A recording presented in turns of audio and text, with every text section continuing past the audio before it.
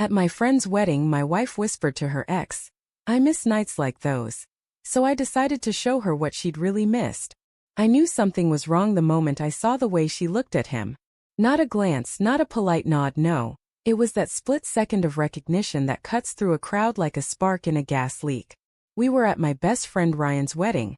The string lights glowing gold over the dance floor, laughter and clinking glasses filling the hall. And then across that sea of tuxedos and dresses, my wife's eyes met his. Her ex Daniel. She froze, glass halfway to her lips, the faintest tremor in her hand. I saw it. I saw everything. You don't spend 7 years with someone without learning every nuance of their body language. The way she bit her lower lip, the slight tilt of her head, the forced smile, she was remembering. I tried to ignore it. Tried to push the creeping dread back down my throat with champagne. Ryan was introducing me to people, telling stories, and I laughed in all the right places. But my eyes kept drifting back to her. To them. The two of them standing near the bar, pretending it was all casual, that he hadn't once been the man she thought she'd spend forever with. It wasn't until later, when the music slowed and the crowd thinned out, that it happened. The moment that shattered everything. I was coming back from the restroom, walking past the side corridor near the patio doors, when I heard her voice, low, familiar, soft. And then his. I don't know why I stopped. Maybe I did know. Maybe part of me already wanted to catch her in something, to confirm what my gut had been screaming all night. "I miss nights like those," she whispered. His laugh came out rough, nostalgic. "Yeah. You always did love trouble." I didn't hear the rest. I didn't need to. The world tilted for a second, and I stood there staring at the floor tiles, my chest tight and hollow all at once. It wasn't even what she said, it was how she said it. That wistful tone that used to be reserved for me. When she found me again on the dance floor, I pretended nothing was wrong. I smiled, handed her another drink, and asked if she was having fun. She said yes too quickly. Her hand brushed mine, and I felt the guilt radiate from her skin. Maybe she thought I didn't notice. Maybe she thought I was too naive to suspect that my wife could still be haunted by a ghost she once loved. But the truth is, I saw everything. That night, after the wedding, she fell asleep beside me in the hotel room. I lay there, staring at the ceiling fan, replaying that whisper over and over in my head. I miss nights like those. What nights? What memories did she mean, the ones with laughter and music, or the ones where she was tangled up with him in the dark before she ever met me? I didn't sleep. Not a second. When the morning light slipped through the curtains, I was already dressed, scrolling through her phone on the nightstand. I know it's wrong, I know it's a breach of trust, but so is whispering to your ex about the nights you miss. Her texts were mostly normal. Family group chats, work messages. But then I found his name. Daniel M. Just 2 short threads, weeks apart. "Hey, heard you're married now. Congrats." "Yeah. You too. Hope you're happy." And then a newer one, sent 2 days before the wedding. "Can't believe you'll be at Ryan's. Feels like forever." No reply from her. Just seen. That scene burned in my mind all day. She hadn't replied, but she'd read it. And she'd gone to that wedding knowing he'd be there. I didn't confront her. Not right away. I wanted to see who she really was when she thought I wasn't watching. So I started paying attention, small things, quiet things. The way she took longer showers at night. The way she suddenly had to work late twice a week. How her phone was always face down now. And yet, she still kissed me goodbye in the mornings. Still laughed at my stupid jokes.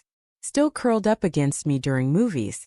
That was the part that hurt the most. The pretense, the everyday love that felt suddenly borrowed, temporary. Like I was living in someone else's marriage. 2 weeks later, I asked her casually, "Do you ever talk to Daniel anymore?" She looked up from her laptop, expression steady. "No. Why?" "Just wondering," I said. She smiled faintly, too faintly. "You're cute when you get jealous." That night, I decided to show her what she'd really missed. Not out of revenge. Not even anger. Just clarity. I cooked dinner, her favorite creamy garlic pasta with grilled salmon, and poured wine. We sat across from each other like it was any normal evening. But when she reached for her glass, I stopped her hand.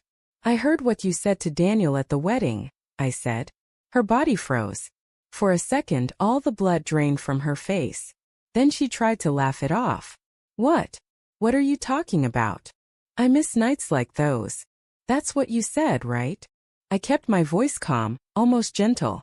She swallowed. It wasn't like that. It was just nostalgia. We were kids. I didn't mean anything by it. I stared at her, really looked at her, and realized she wasn't lying, not completely. She probably didn't mean to hurt me. But that's the thing about betrayal. It's not always deliberate. Sometimes it's just selfishness dressed up as sentiment. You could have told me, I said quietly. You could have said he'd be there. You could have said it stirred something up. I would have understood. Tears welled in her eyes. I didn't want to ruin the night. I didn't think it mattered. But it did, I said. It mattered to me. She reached across the table, but I didn't move. I just looked at her, really looked. And for the first time in years I saw her not as my wife but as a stranger I'd built a home around. That night I didn't yell.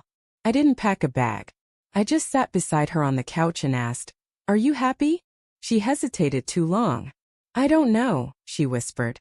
That silence between us stretched like a crack across glass. And in that crack everything we'd built started to fall apart. Not loudly but slowly, quietly, like dust settling in an abandoned house. Over the next few weeks we tried. Date nights, honest talks, apologies whispered in the dark. But something fundamental had shifted. Every time she smiled at me, I wondered if she was remembering him.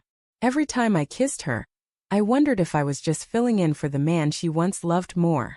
In the end, I didn't leave in anger. I left because staying felt like living in someone else's memory.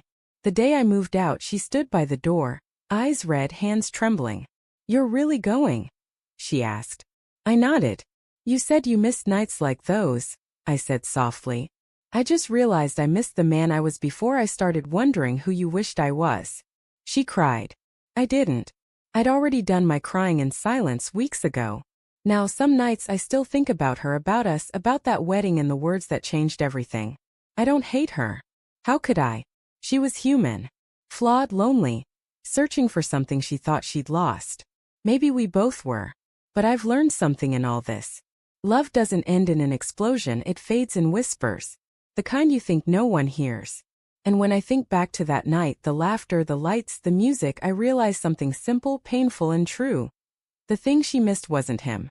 It was the way she used to feel about herself when someone loved her like I did.